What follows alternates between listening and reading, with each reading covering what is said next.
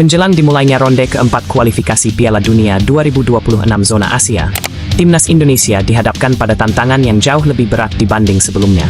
Dalam kurun waktu sekitar 4 bulan ke depan, skuad Garuda harus mempersiapkan diri untuk bersaing dengan 5 tim tangguh lainnya, yakni Irak, Oman, Uni Emirat Arab, serta 2 negara tuan rumah yang sudah ditetapkan AFC yaitu Arab Saudi dan Qatar. Situasi ini jelas bukan hal yang mudah, apalagi baru-baru ini muncul sebuah peringatan tajam dari legenda sepak bola Irak, Ali Wahaib, yang menyoroti peluang Indonesia untuk lolos ke putaran final. Dalam komentarnya yang dilansir dari Win-Win dan dikutip oleh Suara.com pada 30 Juni 2025, Ali Wahaib secara jujur menyampaikan keraguannya terhadap kemampuan Indonesia bersaing di level ini. Menurut pria yang pernah membela Irak sebanyak 21 kali itu, Arab Saudi dan Qatar berada satu level lebih tinggi dibandingkan negara-negara lain dalam grup playoff ini, termasuk Irak sendiri.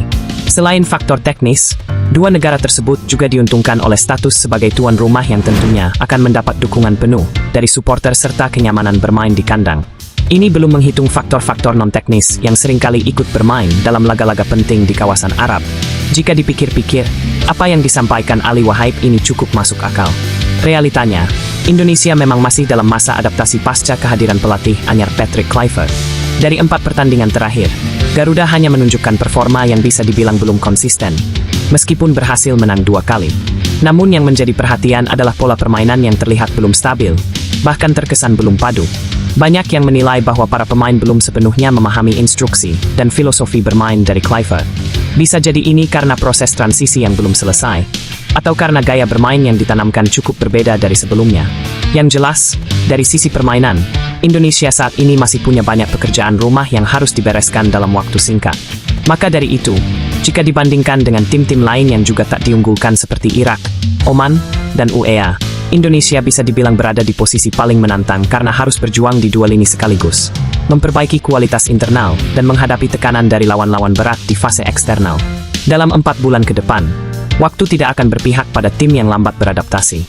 Timnas Indonesia harus segera menemukan identitas permainannya kembali, memahami pola dan sistem dari sang pelatih, serta meningkatkan mentalitas agar bisa bersaing lebih matang.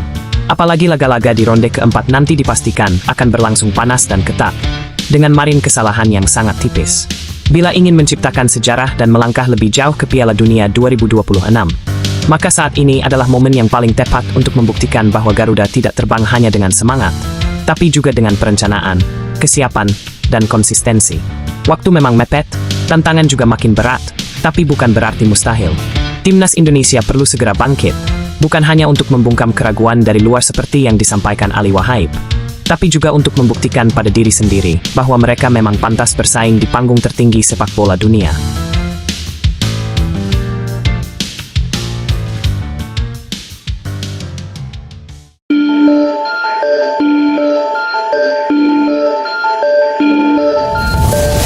Jai Idzes, tangguh andalan Timnas Indonesia, dihadapkan pada pilihan besar dalam karir sepak bolanya. Kabar ketertarikan Aston Villa terhadap dirinya tentu menjadi sorotan, mengingat klub asal Inggris itu kini tengah naik daun di Premier League. Namun, di balik peluang bergabung dengan klub papan atas Inggris tersebut, Jai harus benar-benar berpikir matang. Masuk ke skuad Unai Emery bukan perkara mudah, apalagi di posisi bek tengah yang selama ini sudah diisi oleh nama-nama seperti Ezri Konsa, Pau Torres, dan Tyrone Mings. Konsa dan Torres adalah duet utama yang sulit tergeser musim lalu, sementara Mings meski sempat cedera, tetap punya tempat spesial di hati sang pelatih. Emery dikenal pelit melakukan rotasi, terutama di lini belakang, yang membuat peluang Jai untuk langsung tampil sebagai starter jadi sangat tipis. Meski stok back tengah Aston Villa tak banyak, kebijakan rotasi minimalis Emery justru bisa jadi penghalang besar bagi Jai jika ingin terus berkembang lewat menit bermain reguler. Jika tujuan utama Jai adalah mendapat jam terbang tinggi dan terus menjaga performa untuk Timnas Indonesia, maka ia harus benar-benar mempertimbangkan kembali tawaran dari Aston Villa. Situasinya jelas berbeda jika ia memilih klub yang menjanjikan tempat utama.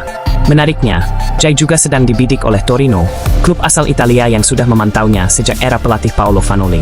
Meskipun Vanoli kini sudah tidak lagi menangani Torino, minat klub terhadap Jai tak luntur, yang berarti kualitasnya memang benar-benar diperhatikan secara serius, bukan semata-mata karena faktor kedekatan dengan pelatih.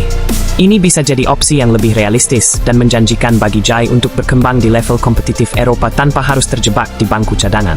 Dengan segala pertimbangan tersebut, Jai Idzes kini berada di titik penting yang akan menentukan arah masa depannya. Apakah ia akan memilih sorotan besar tapi risiko minim bermain di Premier League? Atau menapaki jalan yang mungkin lebih sepi tapi penuh peluang di klub seperti Torino? Apapun pilihannya, fans tentu berharap Jai membuat keputusan terbaik demi kelanjutan karirnya di Eropa dan peran vitalnya bersama Garuda di panggung internasional.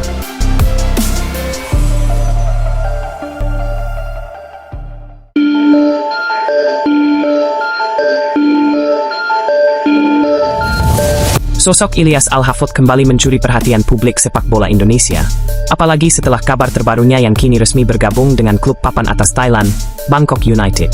Nama Ilyas memang sempat jadi sorotan beberapa waktu lalu, terutama karena hubungannya yang unik dengan sepak bola Indonesia. Dulu, Ilyas sempat mencoba untuk masuk ke dalam radar timnas Indonesia, namun sayangnya saat itu pelatih Shin Tae-yong memutuskan untuk tidak memasukkan namanya dalam proyek naturalisasi. Momen itu sempat membuat banyak pendukung timnas kecewa, karena Ilyas dikenal punya keturunan Indonesia dan menunjukkan niat kuat untuk membela merah putih. Tapi yang menarik, meskipun sempat ditolak, Ilyas tak serta-merta menjauh atau melupakan Indonesia. Justru sebaliknya, rasa cintanya terhadap tanah air tetap terlihat. Salah satu contohnya yang bikin banyak orang tersentuh adalah ketika timnya meraih gelar juara. Ilyas dengan bangga membawa bendera Indonesia ke lapangan. Tindakan itu jelas bukan sesuatu yang kecil, apalagi bagi pemain yang belum diberi kesempatan membela timnas secara resmi. Sekarang, kondisinya bisa dibilang sudah berubah. Shin Tae-yong sudah resmi diberhentikan dari posisinya sebagai pelatih kepala timnas Indonesia, dan Patrick Kluivert kini ditunjuk sebagai penggantinya. Pergantian ini membawa angin segar bagi banyak pemain yang sebelumnya belum sempat diberi peluang, termasuk Ilyas Al-Hafod. Pelatih baru tentu membawa visi dan cara pandangnya sendiri soal pemilihan pemain, dan bukan tidak mungkin Kluivert akan melihat potensi dari Ilyas yang saat ini sedang berada dalam performa puncak. Apalagi Ilyas sekarang satu tim dengan Pratama Arhan, pemain timnas Indonesia yang sudah cukup berpengalaman, dan keduanya berlatih di klub yang sama. Tentu akan lebih mudah untuk Kluivert memantau langsung perkembangan dan kerjasama mereka. Pertanyaannya sekarang, akankah di era baru ini, Ilyas Al-Hafod benar-benar diberi kesempatan untuk menjadi bagian dari skuad Garuda? Publik sepak bola nasional tentu penasaran dan berharap besar, karena pemain seperti Ilyas bukan hanya punya kualitas, tapi juga punya semangat dan kecintaan terhadap Indonesia yang sudah terbukti. Jika proses naturalisasi dibuka kembali dan diprioritaskan untuk pemain yang memang ingin memperkuat timnas, Ilyas bisa jadi nama yang patut dipertimbangkan serius. Apalagi jika melihat kondisi timnas yang terus mencari tambahan amunisi berkualitas untuk meningkatkan daya saing, terutama di level Asia.